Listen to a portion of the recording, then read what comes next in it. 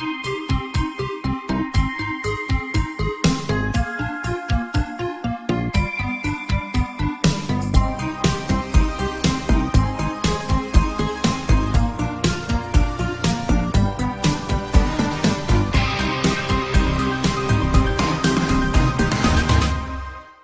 government experiment. I work in an ER, in Las Vegas, Nevada. Due to Obamacare and state's poor mental health system, we see acute psychotic episodes daily. Over time, you get desensitized to it, but there is still one that turns my stomach. In Las Vegas, Nevada, you see a lot of drug cases, but this was not one. A guy was found in a burning abandoned building. He wasn't hurt, but was acting so strange the paramedics brought him in. He was homeless, had no ID, did not know his name, and had 0 drugs in his system.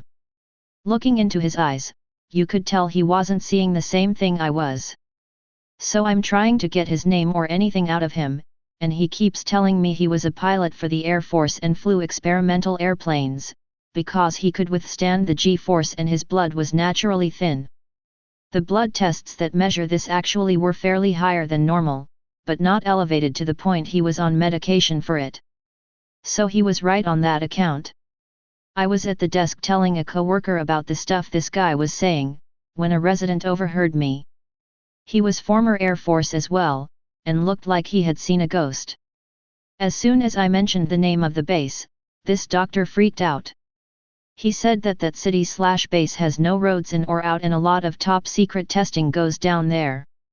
He said that you don't know about it unless you've been there. He told me not to talk about it or make a big deal. After talking with him a little more, he said that all he could recall was that 2 hours after his flight had begun, the leader of the squadron, who had been flying in the area for more than 6 months, reported that his compass and backup compass had failed and that his position was unknown. The other planes experienced similar instrument malfunctions. We tried to contact the radio facilities on land to find our location, but none were successful. After 2 more hours of confused messages from the flyers at 6:20 p.m., I gave the order for my men to prepare to ditch their aircraft simultaneously because of lack of fuel. This is all he said he could recall. Soon after, military police picked this guy up, and we haven't seen him ever again at the hospital. Thinking about it, I truly think this guy was telling me the truth. When the government was done with him, they scrambled his brain and kicked him to the streets. He can't remember what he did or who he is and thus poses no threat in sharing information. This also makes him harder to find. Not a conspiracy theorist at all, and psychiatric patients have a lot of paranoia about technology and secret government operations, but this guy seemed real. What was stranger, after each person is seen in the hospital, after they leave the room is cleaned. The lady that took care of the cleaning, caught up to me and handed me what looked like a old military passport or base pass. On the base pass was the name Second Lieutenant Forrest James Gerber. Under his name was !